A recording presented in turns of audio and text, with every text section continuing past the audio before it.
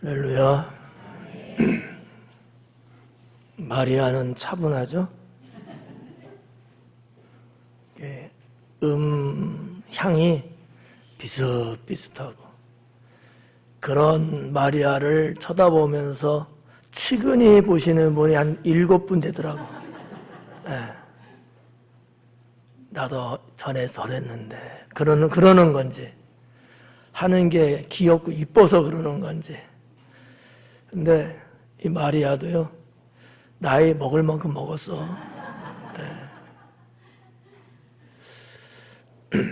제가 어느 방송에서 통계내는 것을 보니까 지금 한국 영화 아주 고공행진 계속하고 있는 한 편 있죠. 뭐예요? 왕사남이라고 해. 네, 여성과 남성 시청자 중에, 그러니까 시청이라고 해야 되나? 방청이라고 해야 될까? 그 비율이 59대 41인가? 그렇더라고요. 여성이 많더라고. 그 여성 중에서 40대 여성이 제일 많더라고요. 왜 그럴 것 같아요? 마리아가 40대, 52살까지거든, 지금. 예. 왕언니야, 왕언니. 나 누구란 말 안 하는데, 어쨌든 그 평균 연령을 보면 40대란 말이지, 우리 마리아가. 왜 마리아가 아니지. 왜 40대 여성들의 방청이 왜 이렇게 많을까요?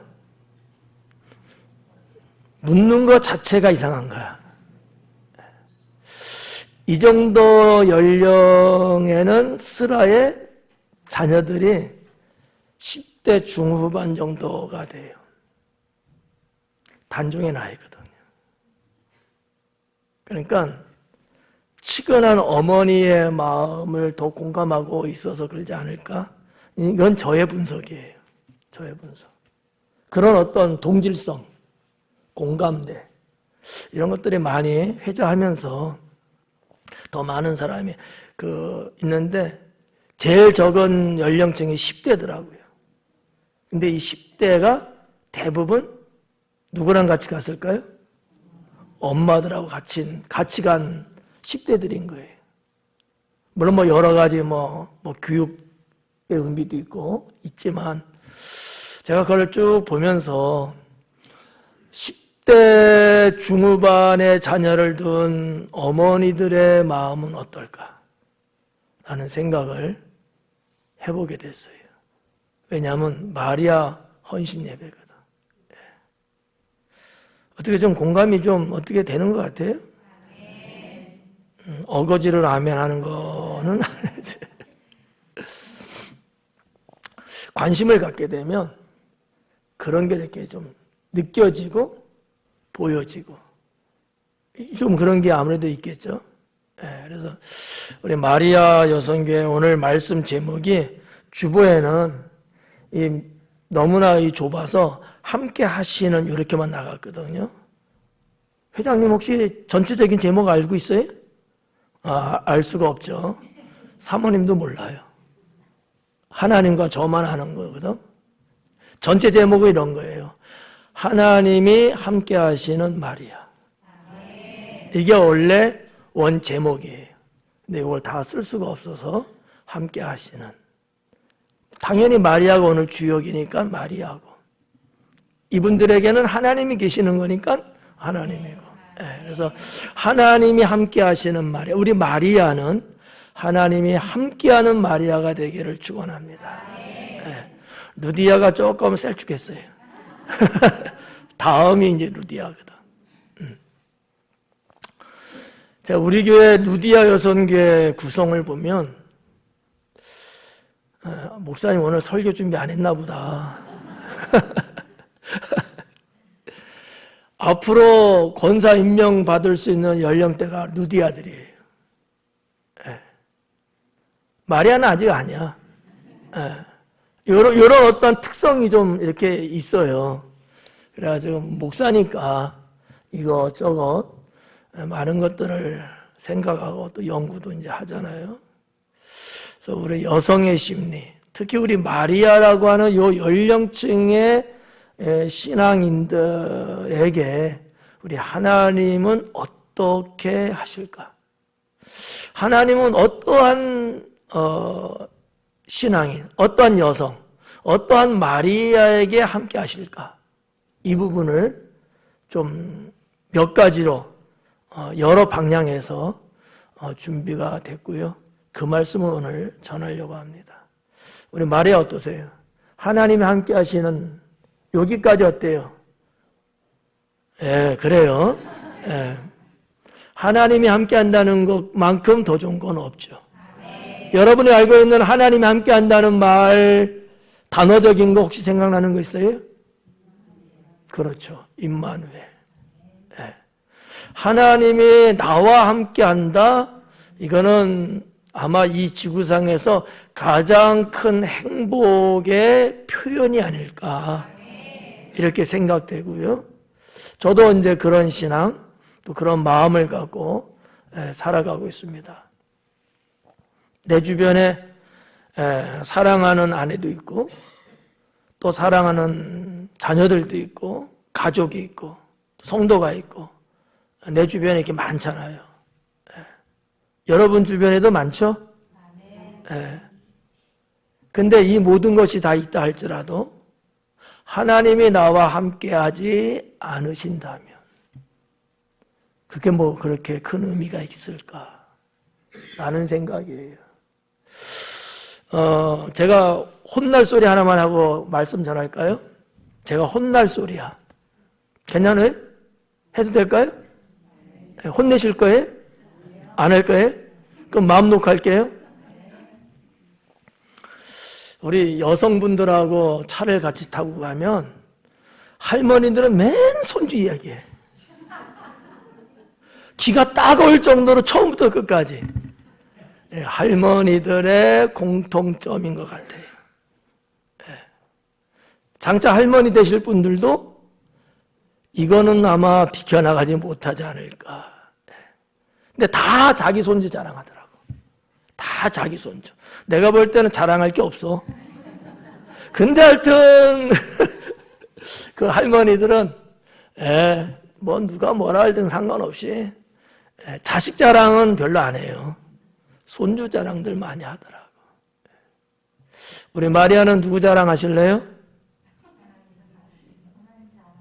너무 영적으로 가는 거 아니야? 회장님은 누구 자랑하실래요? 여러분 자녀 자랑을 해야 되겠지. 저는 이렇게 휴머니즘으로 나가고 있는데 거기에 반해서 너무 영적으로 가고 있어. 저보다 나은 것 같아요. 그래서 하나님이 함께 하시는 성도가 돼야 되는데 이게 그냥 뭐 원한다고 되겠습니까? 뭔가 거기 격에 맞는 내가 되어야 하나님도 함께 하시지 않겠어요? 네, 그 부분을 몇 가지 전하려고 합니다. 이 제목은 오늘 본문 말씀 15절에서 착상됐습니다. 내가 그와 함께하여 그를 건지고 영화롭게 하리라. 네, 기도하는 중에 이 말씀이 떠올라서 여기에 나오는 내가 그와 함께 한다는 여호와 하나님의 말씀, 그래서 제목을 잡게 되었는데, 자 그러면 하나님이 함께하는 마리아는 어떠한 사람, 어떤 신앙의 소유자일까? 첫째, 짐을 하나님께 맡기는 신앙입니다. 자신의 짐을 하나님께 맡기는 사람. 네, 누구 짐이요? 내 짐. 내 짐. 마리아는 본인들의 짐이에요. 네. 성도 여러분들은 누구의 짐이에요? 역시 내 짐이에요. 내 짐을 하나님께 맡기는 신앙을 갖고 있는 자와 하나님은 함께합니다. 네. 자기의 짐을 맡기지 않는 자는 하나님이 함께하지 않습니다. 함께해 줄 이유가 없잖아요. 도와줄 필요도 없잖아요. 맡기지도 않으니까. 내가 그냥 모든 것을 내 선에서 처리하고 내 능력, 권한 안에서 내가 어떻게 해보려고 막 이러면 하나님은 지켜는 보고 계시겠지만 함께 한다는 이 의미에는 미치지 못할 거예요. 그러면 어떻게 될까? 엄청나게 힘들어요. 신앙도 때로는 힘들고요. 인생 사는 것도 힘들어요. 분명히 하나님 믿는 건 맞고 내가 하나님 사랑하고 그 하나님께서 나를 사랑하는 것까지는 맞는데 왜 이렇게 사는 게 힘들까? 여러분, 인생을 살면서 힘들어하는 사람의 유형이 있대요. 그 유형 중에 어떤 사람인 줄 아십니까? 능력이 대단한 사람, 이런 사람이에요. 다른 사람에 비해서 나는 능력이 탁월한 사람이에요. 뭐를 해도 할 줄 아는 사람, 이런 사람들은 안 맡긴다는 거죠. 맡길 필요가 없잖아요. 내가 하면 되니까. 이거는 제가 예시로 말씀드리는 거예요. 예시로. 안 맡기는 사람이 누구냐면 나쁜 의미로는 도도한 사람, 교만한 사람은 안 맡긴다고 하고요. 이런 사람은 인생이 힘들대요. 혼자 다 짊어져야 되니까. 근데 우리 주님은 뭐라고 말씀하셔요? 수고하고 무거운 짐진 자들아, 다 내게로 와라. 내가 주는 짐, 내가 주는 멍에 이거는 쉽고 가볍다. 너는 너의 모든 무거운 짐을 다 내게 맡겨라. 주님은 그렇게 말씀하고 계시거든요. 아니, 능력도 주님이 주셨어요. 능력이 있어요. 뭐 이거든 저거든 나도 할 수 있거든요. 그것 또한 하나님이 주신 지혜와 능력이 있기 때문에 가능한 얘기예요. 그럼에도 불구하고 하나님은 뭐라고 그러셔요? 내게 맡기라는 거예요. 여러분, 우리 하나님은 우리가 우리의 자식과 우리의 손주들을 사랑하고 애지중지하는 것보다 더 나를 사랑하고 애지중지하십니다. 그 하나님께서 언제나 우리의 무거운 짐을 축소시켜주고 그 부분을 해결해 주시려고 하거든요. 근데 이제 성도들 중에서도 우리 마리아들도 제가 보면은 맡기지 않는 성향의 사람들이 없다, 있다? 있다. 라고 누가 말했습니다. 하나님께 맡기지 않고 자꾸 이렇게 뭔가, 그게 왠지 하나님께 뭐 죄송할 수도 있고, 꼭 내가 이렇게까지 해야 되나라는 그런 높아심도 아마 있어서 그럴 수는 있어요. 근데 둘 다 비성경적이다라는 거죠. 그거는 신앙이 아니라는 거예요. 능력이 있던 뭐가 됐든 간에 그걸 하나님께 맡기는 겁니다. 성도 여러분, 시편 55편에도 그렇게 말씀을 했고요. 짐을 하나님께 맡긴다는 거, 이 신앙, 어떤 것들에 해당될 수 있느냐, 어떤 성도가 과연 하나님께 자신을 맡길 수 있느냐, 그 첫째는 신뢰하는 자입니다.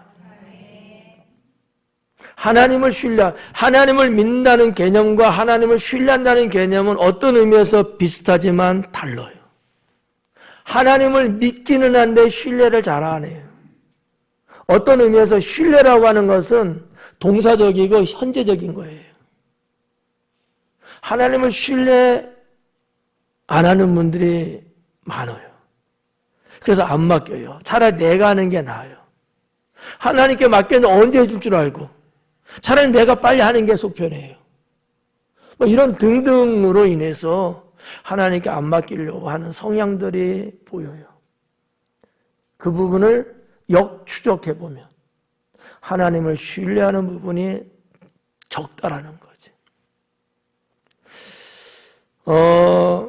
어느 사회학자가 이런 얘기를 했어요.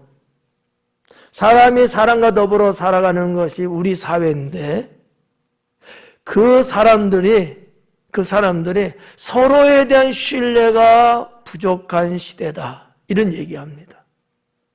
지금 전쟁 중에 있잖아요. 말로는 서로 어쩌고저쩌고 이야기를 합니다. 종전을 하네 어쩌네, 그죠?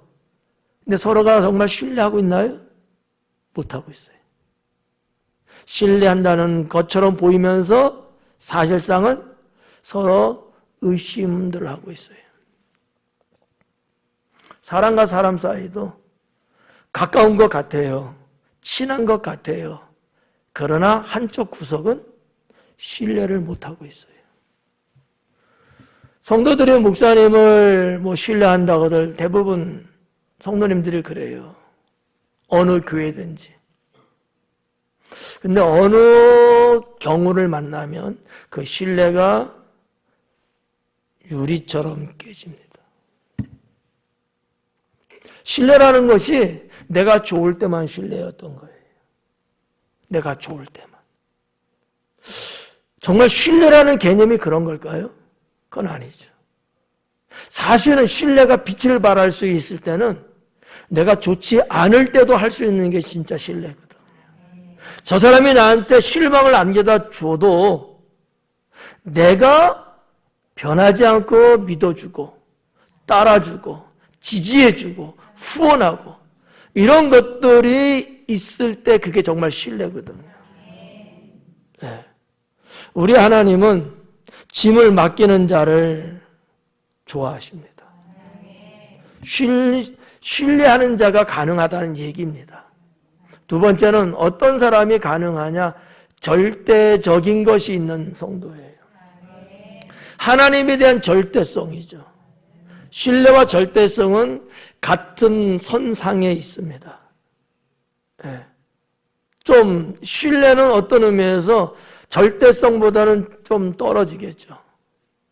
신뢰라고 하는 개념은 인간 사회에서 많이 회자되는 이야기하는 내용물이고요. 네. 절대성은 인간 세계에는 없는 신의 영역에 해당되는 거거든요. 하지만 이 둘은 같은 연결선상에 있다고 해도 과언은 아니다. 이렇게 볼 수 있어요. 자신의 짐을 하나님께 맡기는 신앙, 그런 성도, 그런 마리아, 이거는 하나님을 신뢰하고 하나님에 대한 절대성의 신앙이 있는 자는 그렇게 한다. 그렇다면 하나님은 그와 같은 이에게 언제나 함께 하십니다. 네, 함께 하시는 거예요. 서론에도 말씀드렸지만 하나님이 함께 한다면 게임 오버예요. 더 이상 볼 것도 없어요. 하나님이 함께 하는데 뭐가 문제예요? 하나님이 함께 하다가도 때로는 함께 안 하는 게 문제지. 성경에 나오는 인물들 보면 그런 케이스들이 많이 나오거든요. 어느 때까지는 하나님이 함께 하셨어요. 그때는 문제가 없었어요. 그때 형통했었거든요. 그런데 어느 순간부터 하나님이 함께 할 수가 없었어요. 하나님이 함께 할 수 없다고 만들었거든요. 그때부터는 곤두박질 치고 추락하더라고요. 그래서 마리아는 하나님이 함께하는 마리아가 되기를 축원하고요. 네. 그러려면 첫 번째 어떻게 된다? 나의 짐을 하나님께 맡겨야 된다. 손해볼 거 없어요. 하나님은 도적이 아니거든요. 도적이 아니에요. 그래서 하나님께 맡긴다는 것 자체가 내가 하나님을 신뢰한다는 거고 하나님에 대한 절대성을 갖고 있다는 표현이거든요. 우리는 하나님이 얼마나 좋아하겠어요. 그렇지 않아요? 여러분이 저를 신뢰해주고 저를 절대적으로 이 말에 어폐가 있지. 절대까지는 아니고 그 밑에까지만이라도 그렇게만 저를 대해주신다면 저는 황공무지로서이다. 엎드려 절할 수도 있는 이것처럼 완벽한 게 어디 있냐고요. 이것처럼. 하나님의 나라는 이런 세계거든요. 우리들의 신앙, 우리의 영적 공동체, 우리들은 이런 관계가 촌밀하게 엮여져 있어야 합니다. 그게 본질이에요. 그게 본질. 종료주일입니다. 내일부터 한 주간 고난주간입니다. 주님이 이 땅에 오셔서 예루살렘 성 들어가시고 고난받으시고 죽으시고 이 모든 일련의 과정들이 무엇 때문이겠느냐라는 거예요. 죄로 죽을 수밖에 없는 우리들을 하나님 자녀 삼아주시고 그런 우리들 모두가 촌밀하게 엮어주시는 거거든요. 이거는 끊어지지가 않아요. 예, 안 끊어지거든요. 그냥 한 가닥 이렇게 연결된 거냐, 이거 딱 끊으면 끊어지잖아요. 근데 이 정방령처럼 이게 막 이렇게 엮여져 있는, 이렇게 엮여지면요, 이거는 안 끊어져요. 삼겹줄 끊어지지 않는다잖아요. 근데 삼겹줄보다도 더 강한 거죠. 네. 저는 그런 어떤 마인드를 갖고 그런 어떤 신앙의 어떤 동력을 늘 생각하면서 옛날부터 교회 안에 나와 너 우리는 이러한 관계의 존재들이다라고 많이 이야기를 했어요. 그래서 피를 나는 형제는 아니지만 동생들, 때로는 뭐 형이든 누나든 누구든지 간에 우리는 얼마든지 서로 돕고 서로가 하나 될 수 있는 이런 막역한 삶을 우리는 살아야 된다라고 무척 저는 강조를 많이 했거든요. 왜요? 그게 하나님이 원하시는 거거든요. 하나님 나라의 백성은 다 그러한 관계가 형성돼 있다라고 하는 거예요. 여러분 성경에 보면 뭐라 그래요? 성령께서 하나 되게 하신 것을 힘써 지키라 하잖아요. 그게 그 개념이거든요. 그러려면 뭐가 필요해요? 내 짐을 하나님께 맡기는 거야. 우리 회장님도 맡기는 거고 여러분도 맡기는 거고 네. 이런 어떠한 우리들의 의식 변화 이건 상당히 중요합니다. 그런 자에게 하나님은 함께 하신다. 네. 두 번째는 기도하며 사는 신앙이 되겠어요. 기도하며 사는 신앙, 기도하며 사는 성도. 이와 같은 성도에게는 하나님이 함께 하십니다. 이건 너무나 여러분이 잘 알고 있는 말씀이죠. 제가 길게 설명할 이유가 없지 않을까? 기도하며 사는 사람이에요. 하나님이 이와 같은 사람하고 함께하지 않고 누구와 함께 하겠어요? 그렇잖아요. 우리 하나님은 우리 마리아가 어떤 사람이냐? 뭐를 갖고 있느냐? 무슨 재능이 있느냐? 어떠한 비전이 있냐? 이런 거 안 봐요. 그게 중요하지 않아요. 그건 다 하나님의 영역 안에서 하나님이 얼마든지 다 만들어줄 수 있는 것들이거든요. 하나님이 원하는 바는 뭘까? 나와 대화하는 거예요. 내게 기도하는 자를 주님은 기뻐한다는 거죠. 네. 우리가 뭐 알다시피 기도는 영적 대화다 이런 얘기들 많이들 알고 계시잖아요. 그래서 기도하며 사는 신앙이에요. 하나님과 대화하는 거거든요.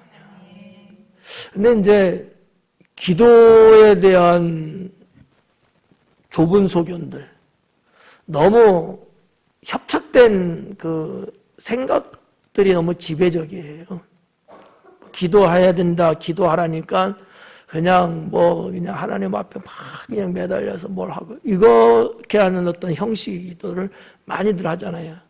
그 외에는 별로 없는 듯하게. 근데 그렇지 않아요. 그냥 여러분 일상생활 속에서도 하나님 저 오늘 어디 갈 스케줄이 있어요. 가고 오는 게 하나님 도와주세요. 네. 그냥 아무도 없어 나 혼자 하나님께 이렇게 대화하는 거예요. 자, 기도의 형식이 있어요, 없어요, 여기에 지금? 없잖아요. 그러면 기도 아니죠? 아니에요. 하나님과 토킹하는 자체가 기도인 거예요. 하나님 저 오늘 스케줄엔 뭐 할 일이 있거든요. 근데 제가 아무리 봐도 그 부분은 조금 제가 좀 난해해요. 좀 어려울 것 같아요. 어떡하죠? 주님이 도와주셔야 되겠어요. 그냥 나 혼자 독백으로 하는 얘기예요, 그냥. 예. 때는 여러분들 누구 만나기 위해서 차 몰고 나가잖아요. 하나님 저 지금요 누구 만나러 지금 가는 중이에요. 예. 그냥 평범한 이 얘기입니다. 그런 어떤 삶 속의 기도가 하나님이 나와 함께 하실 수 있게끔 만든다는 거지. 예.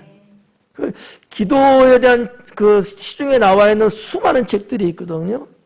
그 중에 이런 이제 내용의 책도 있어요. 사람들이 응답받지 못하는 이유 중에 하나. 혼자 열심히 떠들어대고 끝! 하고 짐 싸는 거죠. 하나님이 말씀해 줄 수 있는 시간적 여유를 안 줘요. 자기 혼자 막 떠들고 이야기하고 딱 끝나버려요. 그리고 핸드폰 챙기죠. 그게 과연 기도겠느냐 라는 얘기를 하거든요. 저는 그 내용에 대해서 반은 맞고 반은 틀리다고는 봐요. 의미는 있어요. 그래서 우리가 기도라는 게 뭐냐? 기도는 하나님과 대화하는 거야. 내가 하나님께 하나님 이래요 어째요? 그래서 그러면 주님이 뭔가 내게 말씀하시는 걸 내가 들을 수 있어야 돼요. 근데 우리는 들을 준비를 안 하잖아. 들으려고 하지도 않고 마치 어느 종교인이 주문 외우듯이 하고 끝나버리거든요.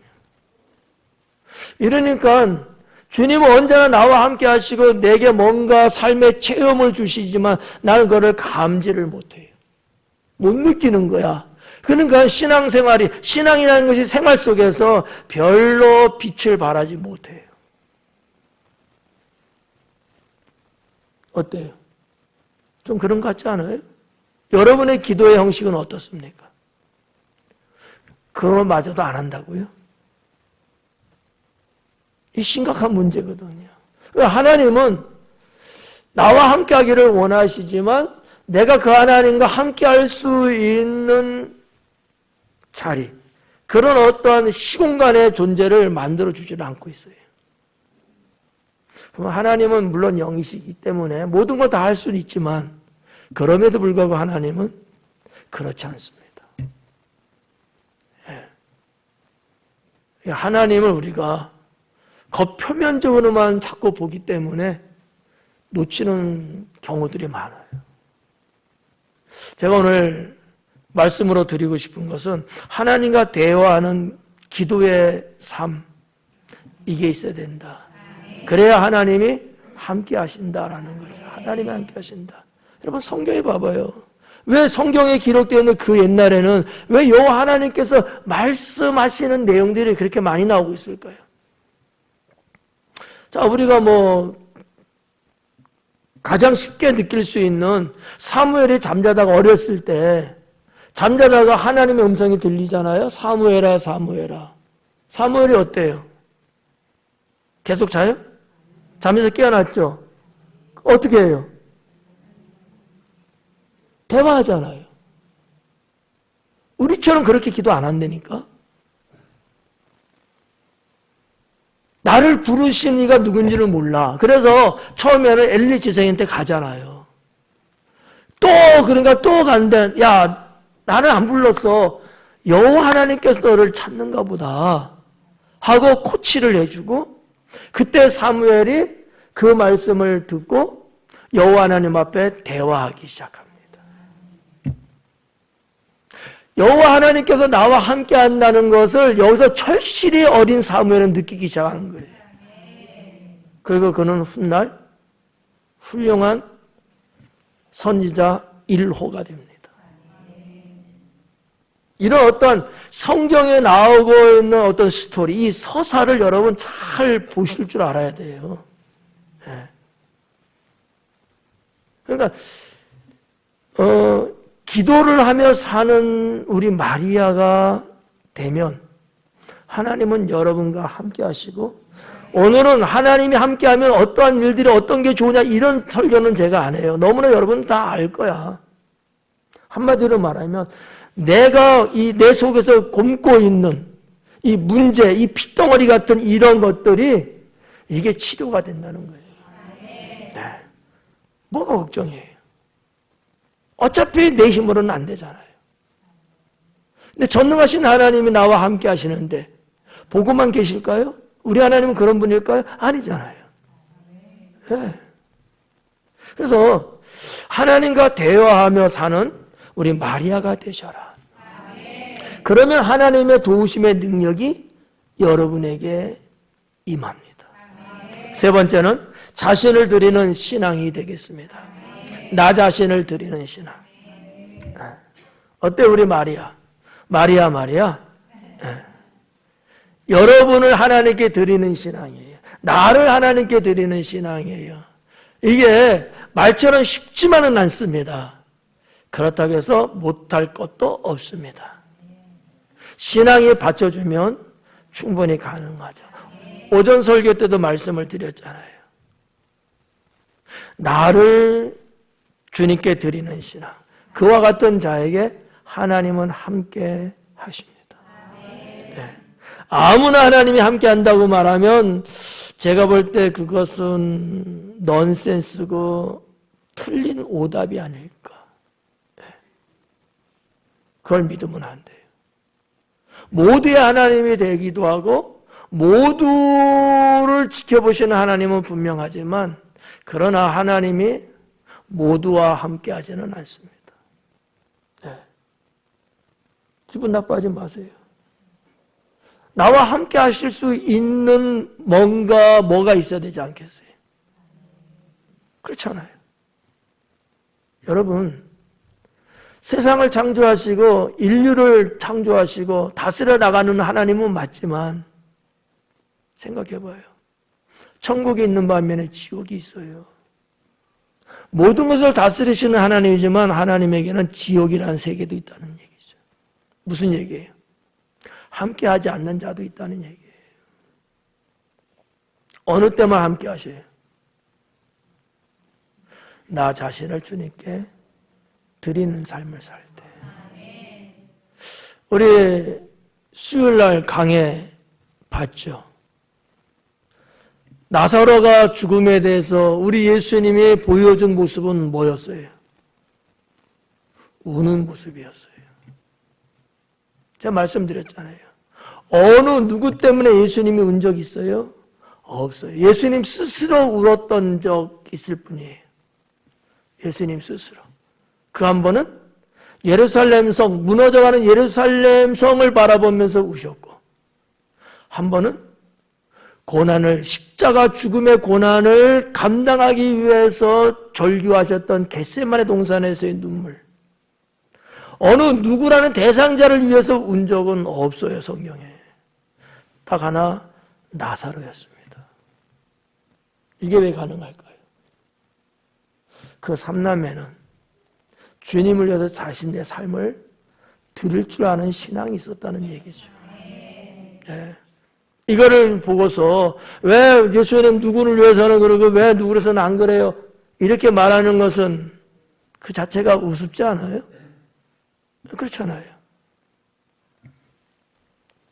자신을 주님께 드렸던, 그래서 하나님이 함께 할 수밖에 없었던 성경에 여러 인물들이 있는데 그 중에 몇 사람을 소개하면 여자들만 구성했습니다. 마리아니까. 첫째는 마리아고요. 마리아는 주님께 자기 향유를 드렸잖아요. 이건 어떻게 보면 자기 삶을 송두째 드린 것 같거든요. 두 번째는 브리스길라예요. 브리스길라와 아굴라 있죠. 부부거든요. 브리스길라는 자기의 삶을 주님께 드렸어요. 어떤 방식으로 드렸느냐? 첫째는 모범적인 가정생활을 했어요. 대부분 사람들이 이 부분은 잘 다루지를 않아요. 저는 이 부분을 말씀드리고 싶어요. 모범적인 가정생활, 모범적인 부부생활을 잘했다는 거죠. 여러분, 우리가 하나님 잘 믿는다는 게 그냥 신앙적이고 교회적이고 이런 거는 잘하는데 자기 가정에서 자기 부부 사이에서는 형편없다. 그건 신앙이 좋은 게 아니에요. 그렇지 않아요? 아니 어디 가서는 천사 같은데 어디 가서는 악마 같으면 도대체 이게 뭐가 맞는 거예요? 하나님이 그렇게 말씀한 적이 과연 있을까요? 없어요. 브리스길라와 아굴라와 브리스길라는 아주 모범적인 부부의 삶을 살았고요. 아주 모범적인 가정을 일궈갔어요. 아주 바쁘고 힘겹게 사는 와중에도 그들은 그 끈을 놓지 않고 살았다라는 것이 역사가 증명하고 있다는 거죠. 또 하나는 뭘까요? 동역이었어요. 브리스길라. 하나님께 드리는 삶이었는데 사도 바울의 동역자가 되었어. 자신을 드리는 거예요. 그래서 성경에도 그들의 이름이 기록되어 있는 겁니다. 사도 바울 시대이기 때문에 제가 동역이라는 단어를 썼습니다. 평범하게는 사역이고요. 오늘날로 말하면 동역이라는 개념보다는 협력이라고 볼 수 있겠죠. 이렇게 하나님께 자신을 드리는 삶을 사니까 하나님이 그들과 함께 하셨고요. 사도 바울은 이것을 영적으로 이미 알고 있는 거예요. 이런 말씀이 성경에 기록되어 있다라는 얘기죠. 세 번째는 누디아입니다. 누디아. 누디아는 뭐 여러분 알다시피 유럽의 첫 번째 교회 빌립보, 그 빌립보 교회의 첫 번째가 누디아의 집에서 시작됐습니다. 자신의 장막, 그걸 하나님께 드리는 거예요.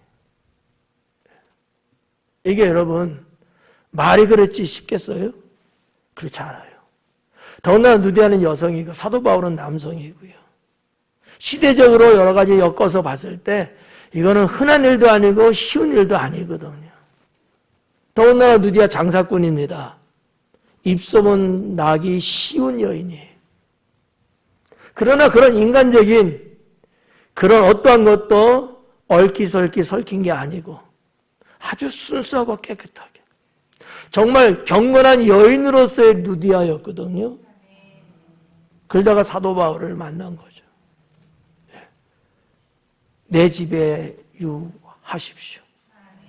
자신의 장막을 기꺼이 주님의 처소로 내놓는 이러한 삶 속에서 하나님은 그 누디아를 함께 하시며 그를 인물 중에 인물로 주님은 쓰십니다. 어떻게 보면 빌립보 교회가 존재하고 있는 그 기간까지 그러면서 점점 서쪽으로 유럽의 교회를 세워나가는 이 선교 사역에 지대한 공을 세웠고 그 초석을 만들 수 있었던 것은 누디아의 헌신이었습니다. 대단한 거예요. 대단한 겁니다. 마지막 한 사람은 사렙다입니다. 사렙다 과부 있죠? 사렙다의 이름은 거명되지 않았기 때문에 사렙다에 있는 어느 과부, 그는 자신의 생명을 죽게 드렸다라는 거죠.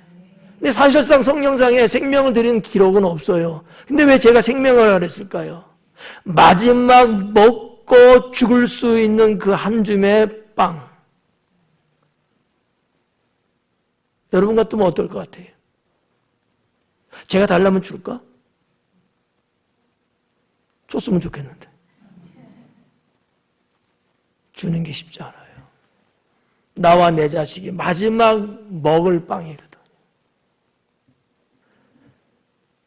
선지자가 그걸 갖고 뭐 어떻게 해서 능력을 베풀고 뭐 이거 걱정, 이런 거 전혀 사전에 없었던 거거든요. 그렇잖아요. 진짜 웬만하면 주먹에 날아갈 수 있는 상황이죠. 이런 미친 사람 만나고. 근데 사렙다는 아니에요. 그랬더니 하나님이 그와 함께 하시고 그의 아들을 살려주시고. 네. 그러니까 이와 같은 일들이 그냥 그렇게 된 건 아니란 얘기입니다. 거기엔 다 그럴 만한 하나님 격에 맞는 삶이 그들에겐 있었다라는 얘기죠. 그 세 번째가 자신을 하나님께 드리는 모습이었습니다. 마지막 네 번째는 지혜로 처신하는 신앙이 되겠습니다. 지혜로 처신하는 신앙. 여러분의 지혜는 몇 단이에요?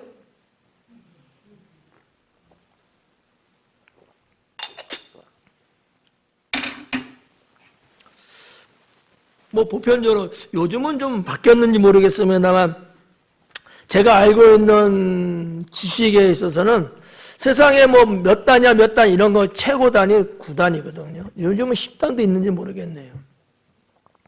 최고죠. 여러분의 처신은 몇 단이에요? 무단? 처신이라는 게 중요할까요? 어떨까요? 중요하잖아요. 지혜로 처신하는 거예요. 내 기분대로 처신하는 게 아니고 내 입맛대로 하는 게 아니고 뭐 어떤 상황 따라서 하는 게 아니라 하나님 주신 지혜로 처신하는 신앙인에게 하나님은 함께 하셨다 라는 거죠. 마리아 어때요? 여러분들의 처신은 100점? 60점? 이것도 아니고 저것도 아니고. 이신혜 집사님 마리아로 들어갔는데 어때요? 처신 몇 점? 웃음으로 때웠어요. 처신은 뭐 일반 사회나 신앙의 사회나 성경에서나 다 중요하게 이야기되는 것 같아요. 우리들도 누구를 이렇게 봤을 때 그 사람의 처신이 뭐에 따라서 평가도 하고 상대도 하고 거래도 하고 그러잖아요. 여러분 어느 식당에 음식 드시러 가셨어요. 그러면 거기서 일하는 종업원 있죠. 그분이 어떻게 하느냐에 따라서 기분이 좋을 수도 있고 나쁠 수도 있고 다음에도 그 가게에 갈 수도 있고 내 눈에 흙이 안 갈 수도 있고 그렇죠. 처신이 그만큼 우리의 삶에 지대한 영향을 준다는 거죠. 처신이. 제가 이 부분에서 앞에 지혜라는 단어를 붙였어요. 지혜로 처신하는 신앙. 그냥 믿습니다. 하나님 그냥 밀어붙여. 이게 대수는 아니다라는 거예요. 지혜가 꼭 필요합니다. 지혜가. 상황을 쫙 보고 말이지. 내 생각이 100% 맞지만 상황을 딱 봤을 때 뭔가 좀 아님을 느낄 때는 지혜롭게 처리할 수 있어야 합니다. 그런데 고집 부리고 너무 감정 처리한다든지 자기의 이권만 생각하고 한다든지 물론 내 이권이 아니고 모두를 위한 거는 맞아요. 모두가 다 좋아는 해요. 근데 과연 그것이 하나님 보시기에는 어떨까? 아니라고 했을 때는 지혜롭게 처신해야 되지 않을까라는 거죠. 하나님은 그와 같은 사람과 함께 하십니다. 성경에 몇 사람을 소개해 볼까요? 첫째는 누시입니다. 누신의 처신을 여러분은 아시나요? 그는 어떻게 처신했죠? 그래요. 네. 신앙을 선택하는 처신을 합니다. 뭐 이야기는 말씀 안 드려도 다 아시죠? 신앙을 선택하는 처신이에요. 시어머니가 나에게 자유를 줬어요. 너 친정으로 가라. 너도 살아야지. 근데 누순 걸지 않았어요. 처신을 잘한 거야. 신앙을 선택하는 처신. 다른 거 다 선택할 수 있잖아요. 얼마든지 할 수 있어요. 그럼에도 불구하고 룻은 선택을 참 잘했어요. 어떤 선택? 신앙 선택. 하나님 선택. 이게 처신이 잘했다는 거지. 그랬더니 하나님이 그와 함께 하셨어요. 두 번째는 아비가일이죠. 나발의 아내 아비가일. 아비가일의 처신은 뭐였을까? 선함이었어요. 굳이 내가 그렇게 안 해도 돼요. 어차피 내 남편의 선에서 일단락 된 문제거든요. 내가 굳이 재차 가갖고 다윗의 군대에게 선을 베풀고 뭐 떡을 주고 이럴 필요가 굳이 없어요, 그냥. 하지만 아비가일은 정말 번쩍이는 지혜를 가지고서 이미 자기의 가정을 지나쳐버린 사건이지만 찾아가서 선을 베풉니다. 처신을 참 잘한 거예요. 우리가 살다 보면 그럴 수 있거든요. 그냥 어떻게 하다 보니까 이미 떠났어. 이미 지나가 버렸어. 그러면 뭐 나중에 하면 돼. 이렇게 생각할 때 있잖아요. 근데 그것이 선한 일이라면 조금은 늦을지 몰라도 그래도 그 선함을 놓치지 말고 하는 거. 하나님은 이와 같은 이와 함께 하십니다. 그래서 남편이 죽고 난 이후에 다윗의 아내가 되고 메시아의 조상 반열에 들어가잖아요. 세 번째 마지막으로 에스더입니다. 에스더도 지혜롭게 처신을 잘했습니다. 에스더의 처신은 뭐였을까요? 이런 겁니다. 여러분에게는 답이 안 나오는 게 맞아요. 때였어요, 때. 나의 때. 이 처신을 잘했어요. 모르드게에 의해서 지금 유다 민족이 처해 있는 죽음의 압박. 근데 에스더는 자신이 가지고 있는 그때, 나에게 찾아온 그때, 이 때를 잘 선택한 거죠. 지혜로 처신하는 에스더의 모습을 조금 더 깊이 들여다보면 정말 깜짝 놀랄 수밖에 없는 일들이 숨겨져 있다는 사실이죠. 언젠가 뭐 할는지 모르지만 이미 사실은 뭐 하고 넘어온 강의 내용들이거든요. 이 에스더 아하수에로 왕 때의 이 사건이 구약 성경에 있지만 이때 이 사건 이후로 쭉 유다 민족이 살아나면서 하나님은 유다 민족과 함께 하시고 그들을 선대하는 자에게 하나님이 복 주시고 그들을 대항하는 자에게 하나님이 심판하신다는 말씀이 기록되어 있는 거예요. 하늘에서 불을 떨어뜨리시고 하늘에서 21세기를 보면 그게 미사일인 거예요. 그 나라가 어디입니까? 페르시아예요. 저는 이란의 전쟁 사건을 늘 보면서 성경에서 말하는 예언적인 것을 저는 같이 생각해 봅니다. 제가 사모님한테도 수많은 사람이 나와서 이 전쟁에 대해서 이야기는 하는데 성경에 예언된 바를 누구도 말하는 사람은 없더라. 물론 뭐 공영방송이네 뭐니까 말할 수 없겠지만 저는 그 부분을 생각 안 할 수가 없죠. 예언된 거니까.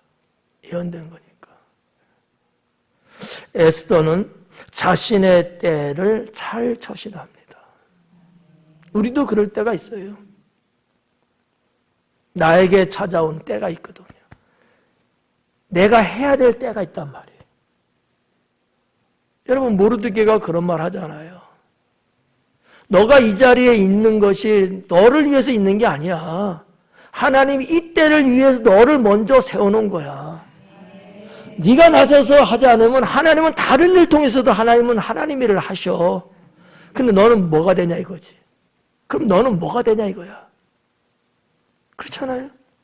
결국 하나님은 하시는 일이거든요. 거기에 그 때를 내가 처신을 잘한 거예요. 네.